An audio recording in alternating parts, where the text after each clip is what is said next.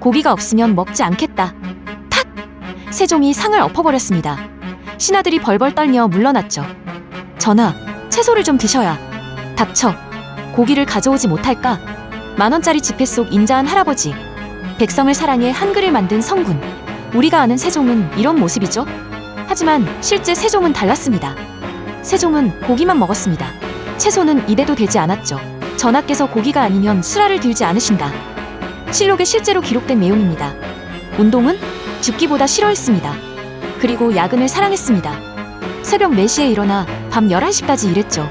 신하들이 쓰러져 나가도 멈추지 않았습니다. 또 그는 아버지에 의해 자기 장인이 처형당하는 걸 무력하게 지켜봐야 했고, 백성 70명을 강제로 북방에 끌고 가 얼려 죽게 했으며, 신하들 앞에서 폭언을 퍼붓고 상을 엎는 폭군이었습니다. 고기만 먹고 운동을 싫어하고 하루 17시간씩 일하고, 그리고 때로는 냉혹한 결단을 내려야 했던 왕. 세종대왕의 삶을 자세히 들여다보면 완전 팝콘각입니다.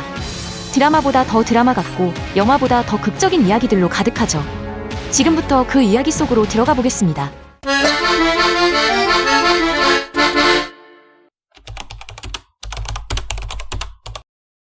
(1418년) 22살의 충녕대군이 갑자기 왕이 됐습니다. 원래 왕이 될 사람은 첫째 형 양녕대군이었죠. 그런데 아버지 태종이 형을 폐위시켜버린 겁니다. 왜요? 형이 말썽쟁이였거든요. 기생집을 들락거리고 궁궐에서 난동을 부리고 심지어 아버지의 후궁을 탐했습니다. 태종은 참다 칼을 빼들었습니다. 장자든 뭐든 나라를 망칠 놈에게는 왕위를 물려줄 수 없다. 그렇게 세종은 진비도 없이 왕좌에 앉았습니다. 하지만 진짜 왕은 따로 있었습니다. 태종. 세종의 아버지는 상왕이라는 이름으로 여전히 권력을 쥐고 있었죠. 군사권? 태종것. 인사권? 태종것. 세종은 그저 왕좌에 앉아있는 인형이었습니다. 그리고 2년 뒤 1420년 태종은 충격적인 일을 저질렀습니다. 세종의 장인 시몬을 잡아들인 겁니다. 역모를 꾀했다. 증거가 있었을까요? 없었습니다. 태종은 그냥 외척이 힘을 갖는 게 싫었을 뿐입니다. 시몬은 고문을 당했습니다. 그리고 결국 교시형에 처해졌죠. 세종의 처남들도 모조리 유배 보내거나 죽였습니다. 친정 식구가 통째로 몰살당한 겁니다. 세종의 아내 소헌 왕후는 밤낮으로 울었습니다. 세종은 그 눈물을 닦아줄 수조차 없었습니다. 왜냐고요? 세종은 왕이었지만 아무 권한이 없었으니까요. 아버지 태종 앞에서는 그저 아들일 뿐이었습니다. 신하들과 회의할 때도 태종이 옆에 앉아 있었습니다. 세종이 뭘 결정하려고 하면 태종이 끼어들어 뒤집어 버렸죠. 이 지옥 같은 시간이 얼마나 계속됐을까요? 10년입니다.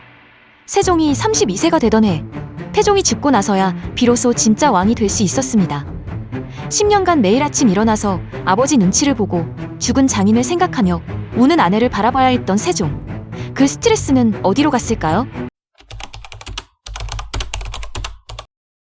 세종은 스트레스를 먹는 것으로 풀었습니다. 그것도 오직 고기로만. 실록에는 이런 기록들이 수두룩합니다.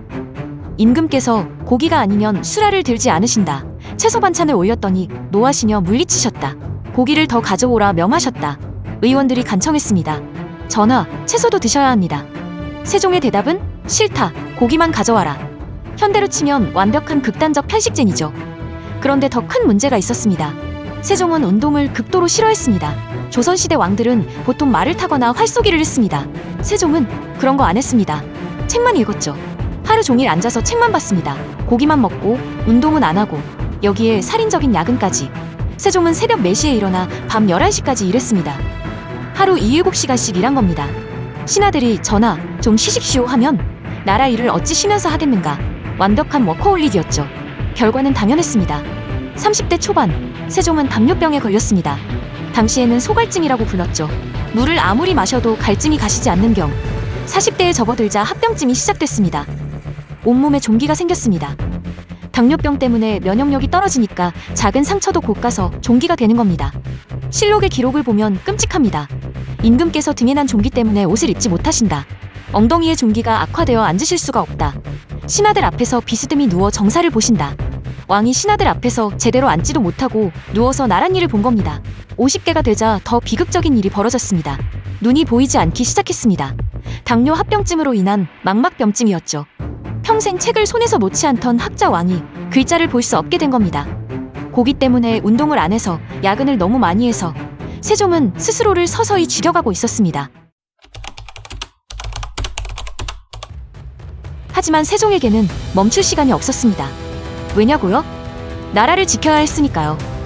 당시 조선의 북쪽에는 여진족이 살고 있었습니다.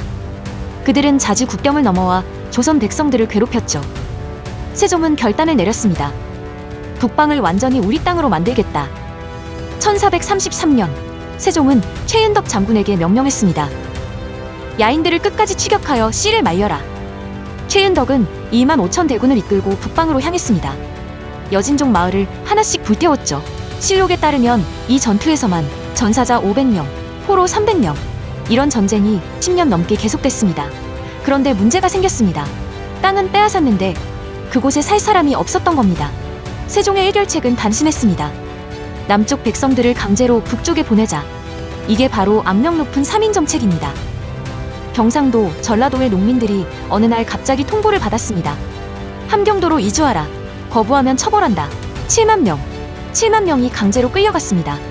대대로 살던 따뜻한 고향을 떠나 영하 30도의 두만강변으로 말이죠. 백성들은 울며 저항했습니다. 가기 싫습니다. 세종의 명령은 단호했습니다. 도망치는 자는 잡아다가 곤장을 치고 재산을 빼앗아라. 실제로 많은 사람들이 도망치다 붙잡혔습니다. 그리고 가혹한 처벌을 받았죠. 북방으로 끌려간 백성들의 삶은 지옥이었습니다. 땅은 척박했고 농사는 제대로 되지 않았습니다. 겨울이면 얼어 죽고 봄이면 굶어 죽었죠. 1437년 실록의 기록. 군사 500명이 함경도로 가던 중 추위와 굶주림으로 40명이 죽었다. 세종은 이 모든 걸 알고 있었습니다. 신하들이 계속 보고했으니까요. 하지만 멈추지 않았습니다. 세종의 계산은 냉혹했습니다. 국가의 안위를 위해서라면 백성 몇만 명의 희생은 감수해야 한다. 오늘날 우리가 당연하게 여기는 넓은 국토. 그 땅은 수많은 백성들의 눈물과 피 위에 세워진 것이었습니다. 그리고 세종은 한글을 만들었습니다. 우리는 이렇게 알고 있죠. 백성을 사랑하는 세종이 집현전 학사들과 함께 만든 위대한 문자. 하지만 진실은 좀 달랐습니다. 1444년 2월 세종이 신하들을 모아놓고 선언했습니다. 내가 새로운 문자를 만들었다. 신하들은 경악했습니다. 그 중에서도 집현전 부제학 최만리가 벌떡 일어났죠. 전하, 이는 안 됩니다. 최만리는 신하들을 이끌고 상소를 올렸습니다. 그 내용이 가관입니다. 조선은 중국 문화를 따르는 나라입니다. 중국 글자를 버리고 새 문자를 만든다? 이는 오랑캐나 할 짓입니다. 우리에게는 이미 한자가 있습니다. 새로운 글자가 왜 필요합니까? 전하께서 만드신 글자는 옛날 몽골 문자를 흉내낸 것에 불과합니다. 신하들의 반대는 거셌습니다. 집현전 학사들조차 대부분 반대했죠. 세종은 어떻게 했을까요? 폭발했습니다. 내 놈들이 감히. 세종은 최만리를 비롯한 반대 신하들을 의금부에 가뒀습니다. 고문까지 했죠. 실록의 기록. 최만리 등을 국문하니 곤장을 맞고 옥에 갇혔다. 세종이 직접 명령한 겁니다. 신하들은 벌벌 떨었습니다. 평소 온화하던 왕이 이렇게까지 화를 낸 적이 없었거든요. 그리고 세종은 밀어붙였습니다. 반대하는 자는 모두 처벌하겠다. 신하들은 입을 다물 수밖에 없었습니다. 여기서 중요한 질문 하나. 집현전 학사들이 함께 만들었다는 건 사실일까요? 반은 맞고 반은 틀립니다. 한글의 기본 원리는 세종이 혼자 만들었습니다. 집현전 학사들은 세종이 이니 만든 문자를 보고 그걸 정리하고 예시를 만드는 일만 도왔죠. 그것도 반대하면서 억지로 한 겁니다. 신숙주, 정인지 같은 소수만 세종을 도왔을 뿐 나머지는 대부분 반대했거나 소극적이었습니다. 그런데 더 놀라운 사실이 있습니다. 세종이 한글을 만들 때 눈이 거의 보이지 않는 상태였습니다. 40대 후반부터 시력이 급격히 나빠졌죠. 당뇨 합병증 때문이었습니다. 1443년 한글 창제를 공식 발표할 때 세종은 앞이 거의 안 보였습니다. 신하들에게 책을 읽어달라고 시키고 귀로 듣고 이를 처리했죠. 그 상태에서 한글을 완성한 겁니다. 그리고 1446년 세종은 훈민정음 해례본을 완성했습니다. 신하들의 극렬한 반대, 자신의 병든 몸, 보이지 않는 눈, 그 모든 걸 이겨내고 만든 문자. 그게 바로 지금 우리가 쓰고 있는 한글입니다. 고기만 먹던 편식쟁이, 운동을 싫어한 워커홀릭, 아버지의 그늘에서 10년을 숨죽여야 했던 아들, 백성을 강제로 끌고 간 냉혹한 현실주의자, 그리고 신하들을 감옥에 가두고 고문까지 한 폭군. 이게 우리가 몰랐던 세종대왕의 진짜 모습입니다. 어떤가요? 이야말로 진짜 팝콘각 아닙니까? 권력 앞에서 무력한 왕자, 사랑하는 사람을 지키지 못한 남편, 몸을 망가뜨리면서도 일을 멈추지 못한 워커홀릭, 국가를 위해 냉혹한 결정을 내려야 했던 지도자, 그리고 모두의 반대를 무릅쓰고 신념을 관철시킨 독재자. 이런 드라마틱한 이야기들이 실제로 있었기에 세종은 수많은 드라마와 영화의 소재가 되는 겁니다. 뿌리 깊은 나무, 대왕 세종, 나란 말싸미. 왜 이렇게 많은 작품들이 세종을 다룰까요? 바로 이런 인간적인 이야기들 때문입니다. 완벽한 신의 이야기는 재미없습니다. 하지만 고민하고 실수하고 고통받으면서도 포기하지 않는 인간의 이야기. 그게 진짜 팝콘각이고 그게 진짜 드라마죠. 10,000원짜리 지폐 속 온화한 할아버지. 그 뒤에는 이런 치열한 인간 드라마가 숨어 있었습니다. 완벽한 성군이 아니라 우리와 똑같이 치열하게 살다 간 한 인간. 그래서 우리는 세종을 기억합니다. 오늘 영상이 재미있으셨다면 구독과 좋아요,